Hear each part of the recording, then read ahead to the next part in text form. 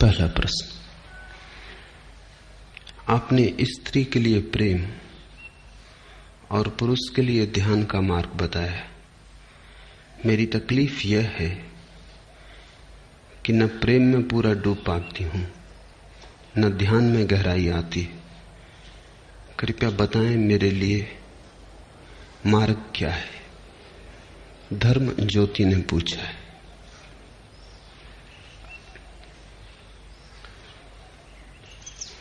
धर्म गुरुओं का डाला हुआ जहर बाधा बन रहा है।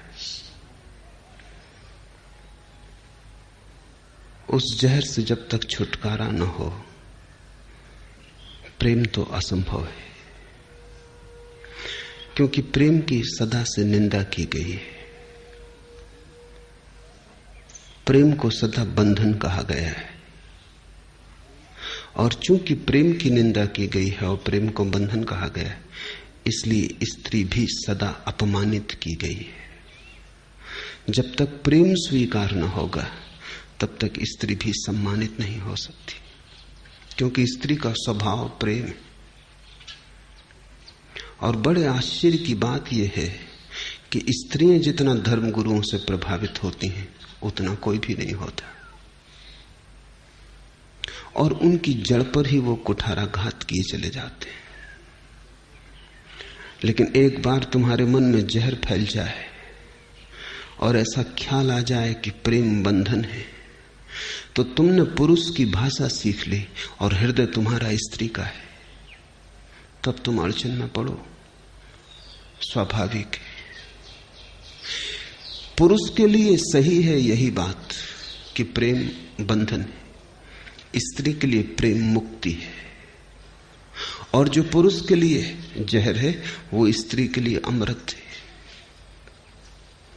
और स्त्री का तो अब तक कोई धर्म पृथ्वी पर पैदा नहीं हुआ, और स्त्रियों का तो कोई तीर्थंकर नहीं हुआ और कोई अवतार नहीं हुआ। इसलिए स्त्री के हृदय की बात को किसी ने प्रकट भी नहीं किया, सारे धर्म पुरुषों के। और स्वभावतः पुरुष ने अपने दृष्टिकोण को रखा है, वो पुरुष के लिए बिल्कुल सही है। पुरुष जैसे ही प्रेम में पड़ता है वैसे ही बंधन खड़े हो जाते हैं, क्योंकि पुरुष का अहंकार प्रेम में बंधन देखता है। पूरा डूब तो नहीं पाता, डूब जाए तो प्रेम मुक्ति हो जाए, तो प्रेम मोक्ष हो जाए। डूब तो नहीं पाता, मजबूरी में बेबसी में झुकता है, लेकिन भीतर अहंकार पीड़ा पाता है और सदा लगता है ये तो कारागृह हो गया, इससे कैसे छूटूं। स्त्री के लिए प्रेम बंधन नहीं मालूम होता, क्योंकि स्त्री पूरी ही झुक जाती है। समर्पण उसका स्वभाव है। कोई अहंकार पीछे नहीं बचता, तो बंधेगा कौन? जो बंध सकता था वो तो प्रेम में गिर ही गया। पुरुष कभी झुक नहीं पाता, इसलिए बंधा हुआ मालूम पड़ता है। मिट जाए तो बंधने को ही कोई नहीं बचता, प्रेम बांधेगा क्या? और जब बंधने को कोई नहीं बचता तो प्रेम मुक्त करता है, प्रेम परम स्वतंत्र हो जाता है। लेकिन समर्पण के बाद पुरुष की अड़चन है, संकल्प तो कर सकता है, समर्पण नहीं कर सकता। स्त्री की अड़चन है, समर्पण तो कर सकती है, संकल्प नहीं कर सकती। मगर इसको अड़चन बनाने की जरूरत नहीं है, जो जहां है वहीं से मार्ग खोजना चाहिए। दूसरे की भाषा मत सीखना, अन्यथा अड़चन होगी।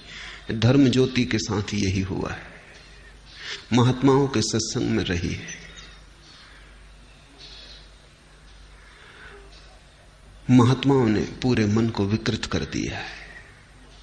उन्होंने जो भी सिखाया है वो पीछा नहीं छोड़ रहा है। मेरी बात भी सुन रही है, लेकिन महात्मा बीच में खड़े, वो मेरी बात को भीतर प्रवेश नहीं होने देते। उनका संस्कार पुराना है, और ऐसा भी नहीं कि एक जन्म का हो, बहुत जन्मों का हो सकता है। और जब तक ये महात्माओं की भीड़ विदा न होगी तब तक प्रेम तो संभव नहीं हो पाएगा। और प्रेम भी कहीं चुल्लू चुल्लू किया जाता है, थोड़ा थोड़ा किया जाता है, प्रेम तो बाढ़ है। प्रेम तो कोई हिसाब किताब नहीं रखता, वहां कोई गणित नहीं है। प्रेम तो तुम पूरे डूब जाओ तो ही है, नहीं तो नहीं है। लेकिन प्रेम शब्द में ही घबराहट मालूम होती। सदियों सदियों के संस्कार हैं। तो जब मैं तुमसे प्रेम की बात करता हूं तब भी तुम समझते हो ऐसा नहीं है, तब भी बात तुम तक पहुंच जाती है ऐसा नहीं है। पुरुषों तक न पहुंचे कोई अड़चन नहीं, क्योंकि ध्यान से उनके लिए सुविधा है। प्रेम से ज्यादा सुविधा है उनके लिए ध्यान के द्वारा। भक्ति पुरुषों को जमती ही नहीं, प्रेम के साथ तालमेल नहीं बैठता। और कभी अगर अपवाद रूप कोई पुरुष भक्त हो गया हो तो अपवाद रूप ही कोई स्त्री ध्यानी हुई है, लेकिन उससे नियम निर्मित नहीं होता। पुरुष ध्यान से जाएगा। ध्यान है परम संकल्प। ध्यान का अर्थ समझ लो, ध्यान का अर्थ है अकेले हो जाने की क्षमता, दूसरे पर कोई निर्भरता न रह जाए, दूसरे का ख्याल भी विस्मृत हो जाए। सभी ख्याल दूसरे के हैं, ख्याल मात्र पर का है। जब पर का कोई विचार न रह जाए तो स्व शेष रह जाता है, और उस स्व के शेष रह जाने में स्व भी मिट जाता है, क्योंकि स्व अकेला नहीं रह सकता, वो पर के साथ ही रह सकता है। जिस नदी का एक किनारा खो गया उसका दूसरा भी खो जाएगा, दोनों किनारे साथ साथ हैं। अगर सिक्के का एक पहलू खो गया तो दूसरा पहलू अपने आप नष्ट हो जाएगा। दोनों पहलू साथ साथ हैं। जिस दिन अंधकार खो जाएगा उसी दिन प्रकाश भी खो जाएगा। ऐसा मत सोचना कि जिस दिन अंधकार खो जाएगा उस दिन प्रकाश ही प्रकाश बचेगा। इस भूल में मत पड़ना, क्योंकि वो दोनों एक ही सिक्के के दो पहलू हैं। जिस दिन मौत समाप्त हो जाएगी उसी दिन जीवन भी समाप्त हो जाएगा। ऐसा मत सोचना कि जब मौत समाप्त हो जाएगी तो जीवन अमर हो जाएगा। इस भूल में पड़ना ही मत। मौत और जीवन एक ही घटना के दो हिस्से, अन्योन्याश्रित है, एक दूसरे पर निर्भर है। तो जब पर बिल्कुल छूट जाता है तो स्वयं की उस निजता में अंततः स्वयं का होना भी मिट जाता है, शून्य रह जाता है। ध्यान की यही अवस्था है, उसको हमने समाधि कहा। दो शब्द बनाने चाहिए, ध्यान समाधि और प्रेम समाधि। समाधि तो दोनों में एक ही है, लेकिन दोनों के मार्ग बड़े अलग हैं। पुरुष को जो समाधि उपलब्ध होती, जो बुद्ध को उपलब्ध हुई, वो है ध्यान समाधि। पर को छोड़ा, स्व छूट गया, समाधि उपलब्ध हुई। मीरा को जो समाधि उपलब्ध हुई वो है प्रेम समाधि। पर को नहीं छोड़ा, स्वयं को समर्पित किया, इतना समर्पित किया कि स्व न बचा, पर ही बचा। और जब पर अकेला बचा तो पर भी मिट गया, समाधि उपलब्ध हो गई। जहां दो मिट जाते हैं वहां समाधि। लेकिन मीरा की समाधि प्रेम से आई, बुद्ध की समाधि ध्यान से आई। समाधि तो एक है, लेकिन मार्ग बड़ा अलग अलग है। बुद्ध की बात सुन सुन के प्रेम से आस्था उठ गई। पुरुष की उठ जाए कोई हर्जा नहीं, लाभपूर्ण है, लेकिन स्त्री की उठ जाए तो खतरा है,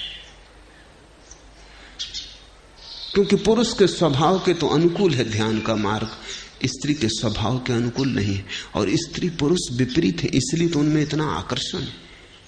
और ऋण और धन विद्युत की तरह है, दिन और रात की तरह, जीवन और मृत्यु की तरह विपरीत है।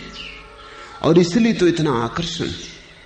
विपरीत में ही आकर्षण होता है, समान में तो विकर्षण हो जाता है, समान से तो ऊब हो जाती है, विपरीत में खोज और जिज्ञासा जारी रहती। अच्छा है कि पुरुष और स्त्री विपरीत, अन्यथा संसार में सब रस खो जाए। स्त्री और पुरुष जितने विपरीत हों उतना ही सुखद है। जितना उनके बीच फासला हो, जितना दोनों के बीच दूरी हो, और दोनों जितने एक दूसरे से भिन्न हो, उतना ही उनके बीच संबंध की गरिमा निर्मित होगी, संबंध के शिखर निर्मित होंगे। मनुष्य ने अपने अतीत में स्त्री और पुरुष को जितना भिन्न बन सके बनाने की कोशिश की थी, इसलिए प्रेम की बड़ी अनूठी घटनाएं घटी। पश्चिम में आधुनिक युग में स्त्री और पुरुष को पास लाने की चेष्टा की गई।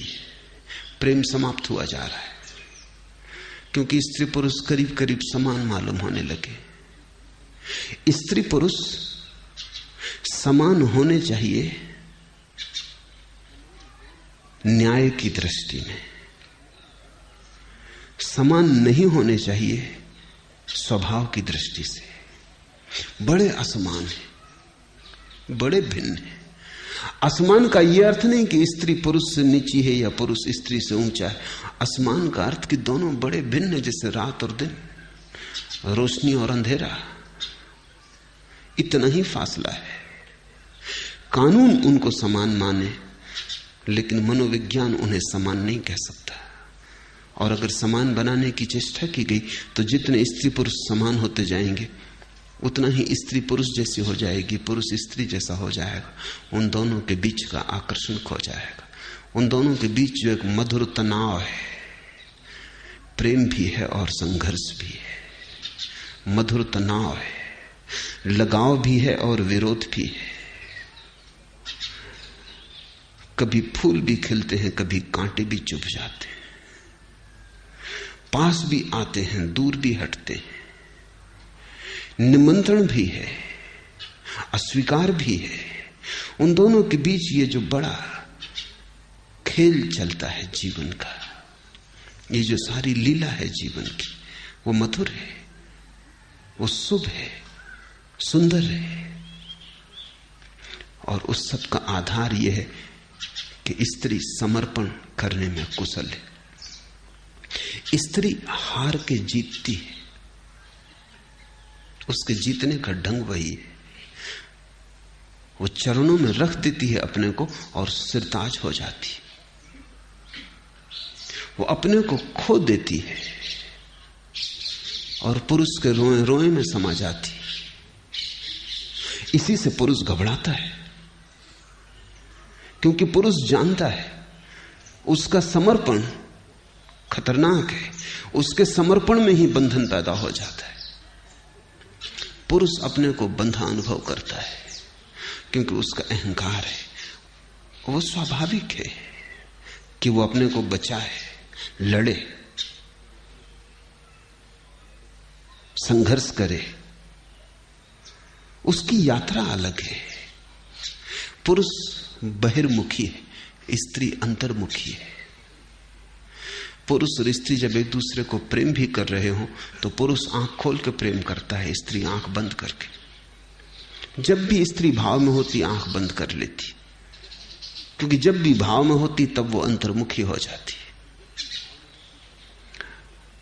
वो प्रेम भी जिस व्यक्ति को करती है उसको भी जब ठीक से देखना चाहती तो आंख बंद कर लेती। ये भी कोई देखने का ढंग हुआ, मगर यही स्त्री का ढंग है, क्योंकि ऐसे आंख बंद करके ही वो उस चिन्मय को देख पाती है। आंख खोल के तो मृण्मय दिखाई पड़ता है। और स्त्री जब भी किसी को प्रेम करती तो परमात्मा से कम नहीं मानती। आंख बंद करके परमात्मा दिखाई पड़ता है, आंख खोलो तो मिट्टी की देह। लेकिन पुरुष का रस भीतर में कम है, बाहर में जाता है। पुरुष आंख खोल के प्रेम करना चाहता है। प्रेम के क्षण में भी चाहता है कि रोशनी हो, ताकि वो स्त्री की देह को ठीक से देख सके। तो पुरुषों ने तो स्त्रियों की नग्न मूर्तियां बहुत बनाई हैं, स्त्रियों ने पुरुषों की एक भी नग्न मूर्ति नहीं बनाई। और पुरुषों ने तो स्त्रियों के नाम पर कितना अश्लील पोर्नोग्राफी और साहित्य और चित्र और पेंटिंग्स की हैं, स्त्रियों ने एक भी नहीं की। क्योंकि पुरुष का रस देह में, रूप में, रंग में, बहिर में। स्त्रियों को तो भरोसे नहीं आता कि शरीर के चित्रण में इतनी उत्सुकता क्यों है, क्योंकि स्त्री को तो शरीर के पार के देखने की सुविधा है। उसके पास एक झरोखा है जहां से वो देह को भूल जाती है और परमात्मा को देख लेती है। पुरुषों ने नहीं समझाया है स्त्री को कि पति परमात्मा है। ये स्त्रियों की प्रतीति है कि जिसको भी उन्होंने प्रेम किया उसमें परमात्मा देखा। जहां प्रेम की छाया पड़ी वहीं परमात्मा प्रकट होता है। जहां प्रेम की भनक आई वहीं परमात्मा के आने का प्रारंभ हो जाता है। प्रेम के पग ध्वनि में परमात्मा की पग ध्वनि अपने आप सुनाई पड़ने लगती है। लेकिन पुरुष बंधा अनुभव करता है, उसकी यात्रा बहिर यात्रा है, उसे चांद तारों पे जाना है, उसे दूर को जीतना है, उसे संसार को विजय करना है। ऐसे अगर घर में बंध जाएगा तो फिर ये दूर की यात्रा का क्या होगा? बाजार में कौन जीतेगा? दिल्ली में कौन विराजमान होगा? कहां जाएगा? कौन भागेगा? इस आपाधापी को कौन करेगा? तो जैसे ही जितना ही महत्वाकांक्षी पुरुष हो उतना ही स्त्री से बचेगा। महत्वाकांक्षी राजनीतिज्ञ हो स्त्री से बचेगा, क्योंकि अगर स्त्री ने बांध लिया तो स्त्री काफी संसार है, फिर उसके पार संसार बचता नहीं। वैज्ञानिक महत्वाकांक्षी हो, अन्वेषण में लगा हो, स्त्री से बचेगा। ध्यान करने वाला ध्यानी हो, स्त्री से बचेगा, क्योंकि स्त्री इस पूरी तरह घेर लेती है कि फिर कुछ और करने की सुविधा नहीं रह जाती। ध्यान न करने देगी, शास्त्र न पढ़ने देगी, चुनाव न लड़ने देगी, धन न कमाने देगी, क्योंकि चारों तरफ से घेर लेगी। स्त्री तुम्हारे चारों तरफ प्रेम का एक घर बनाती, उसमें तुम्हें लगता है कि तुम घुटे घुटे अनुभव करते हो, क्योंकि तुम्हारी महत्वाकांक्षा मरती। वही पुरुष स्त्री के प्रेम के लिए राजी हो सकता है जो अहंकार को छोड़ने को राजी हो। यह पुरुष के लिए बहुत कठिन है। इसका एक ही उपाय है उसके लिए, ध्यान, कि वो गहरे ध्यान में उतरे। तो मेरे देखने में ऐसा है कि अगर पुरुष गहरे ध्यान में उतर जाए तो ही प्रेम के योग्य हो पाता है, और स्त्री अगर प्रेम में उतर जाए तो ही ध्यान के योग्य हो पाती है। स्त्री सीधे ध्यान न कर सकेगी। तुम उसे लाख समझाओ कि चुप हो के शांत बैठ जाओ, वो कहेगी लेकिन किसके लिए? किसको याद करे? किसका स्मरण करे? किसकी प्रतिमा सजाए? किसका रूप देखें भीतर?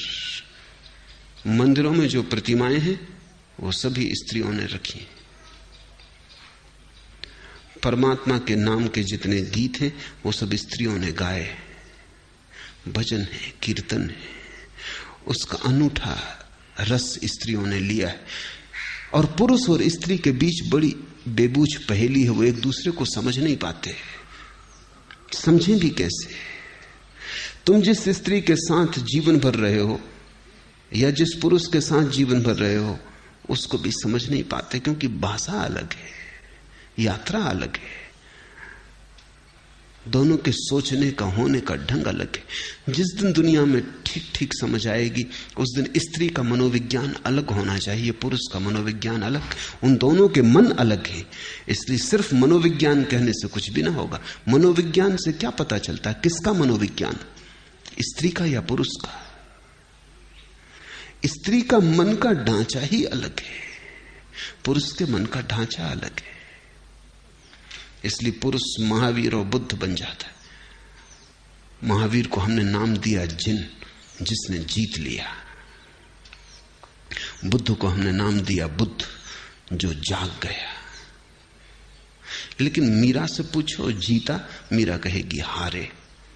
कृष्ण को और जीतने की बात ही बेहोती है, परमात्मा को जीतने की बात ही बेहोती है। जीतने की भाषा में ही आक्रमण और हिंसा है। अब थोड़ा समझो, महावीर जैसे अहिंसक को भी हमने जिन कहा, लेकिन जिन शब्द में ही हिंसा है। जीता, विजय। वो भाषा ही क्षत्रिय की है, वो भाषा पुरुष की।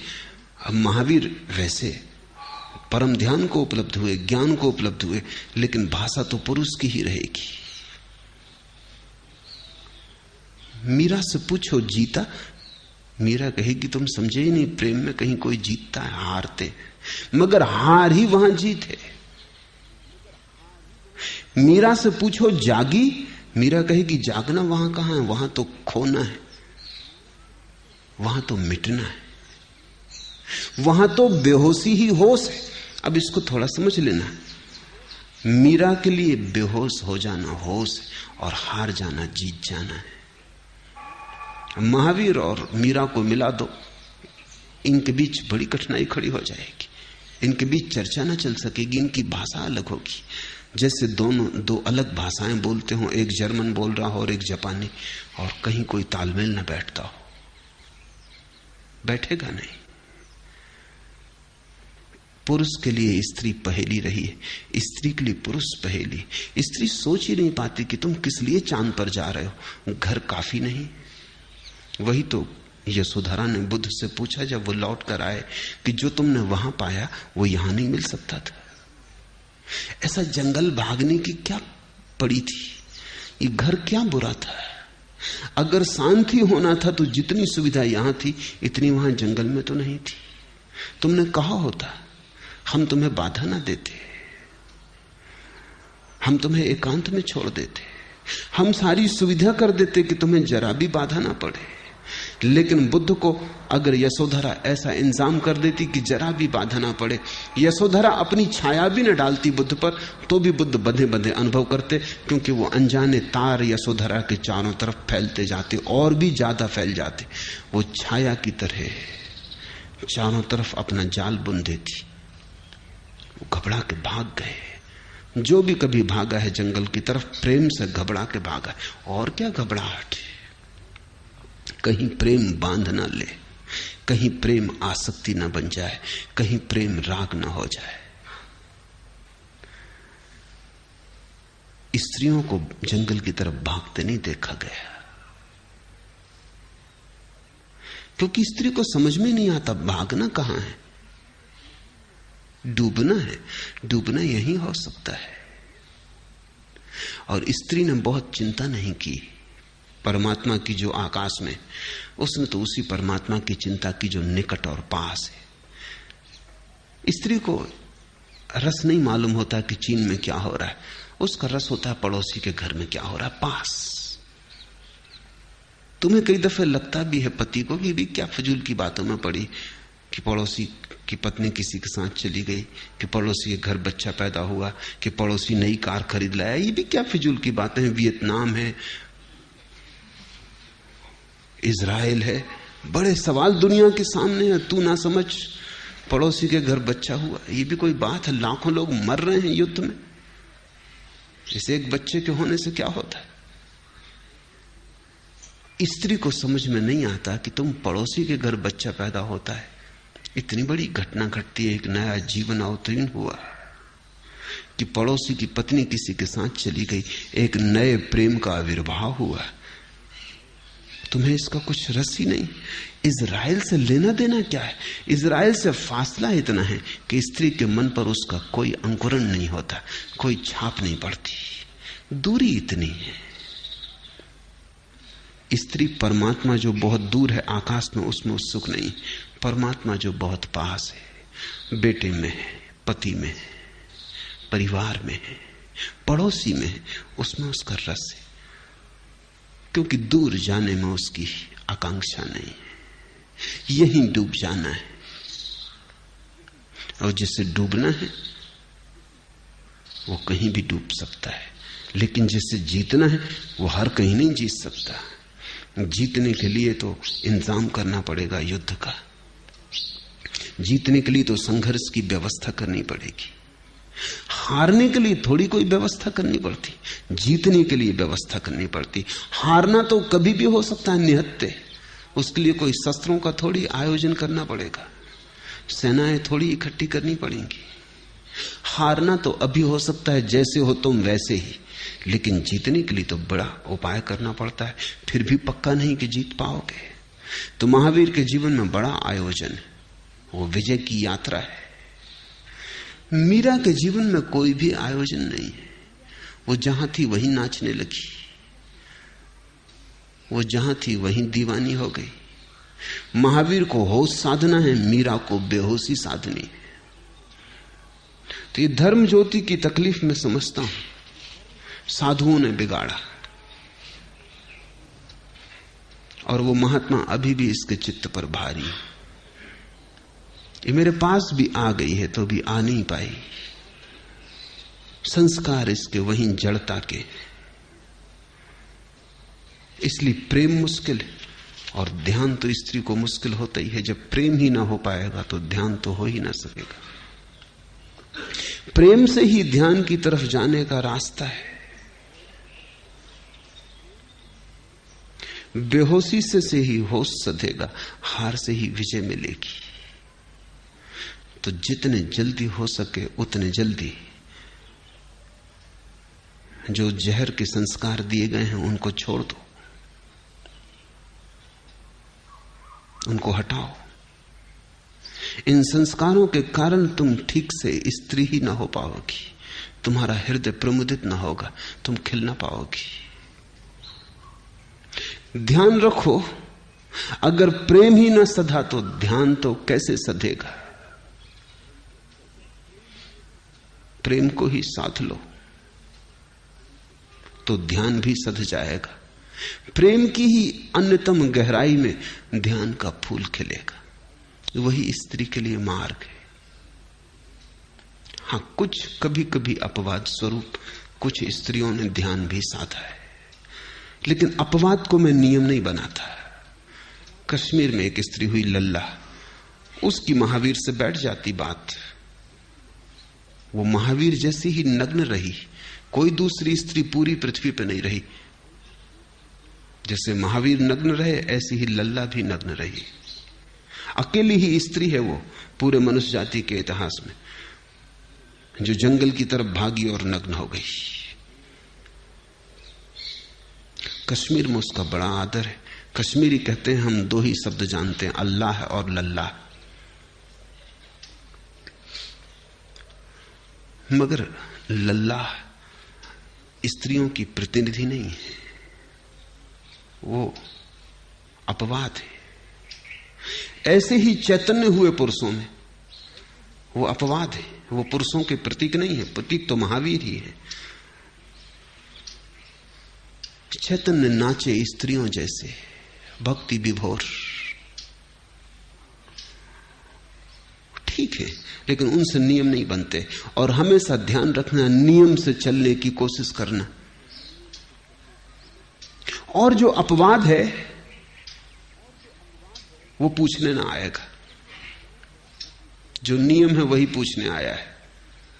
अपवाद जो है वो तो पूछते ही नहीं। अपवाद अगर धर्म ज्योति होती तो ध्यान सधने लगता। अपवाद नहीं है तो स्त्री गलत बातों के प्रभाव में पड़ गई, पुरुषों का जहर सिर पर हावी हो गया है। अब वो बाधा डाल रहा है, वो प्रेम नहीं करने देता। और जितना ये ध्यान करने की कोशिश करती है वो झूठी है। ये कोशिश सिर्फ प्रेम से बचने के लिए करती। इसकी जो ध्यान की कोशिश चल रही है वो सिर्फ इसीलिए ताकि प्रेम में ना उलझना पड़े। और प्रेम तो पाप है, प्रेम तो झंझट है, उससे बचना है तो ध्यान करना है। और मैं तुमसे कह रहा हूं कि प्रेम से ही ध्यान होगा। और तुम प्रेम से बचने को ध्यान करने चलोगी, कठिनाई हो जाएगी, अधर में अटक जाओगी, त्रिशंकु की दशा हो जाएगी। और देर नहीं लगती, अगर समझ में बात आ जाए तो एक क्षण में छोड़ा जा सकता है सब कचरा। क्योंकि कचरा कचरा ही है, वो कभी स्वभाव नहीं बनता। भीतर तो स्वच्छ स्त्री मौजूद है, महात्माओं से बिगाड़ नहीं सकते।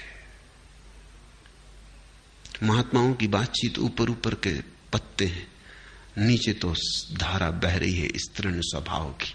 जरा पत्तों को हटा दो और भीतर की नदी प्रकट हो जाएगी। लाख पत्ते दबा दें नदी को, यहां पूना की नदी दब जाती है बिल्कुल पत्तों में, फिर दिखाई ही नहीं पड़ती।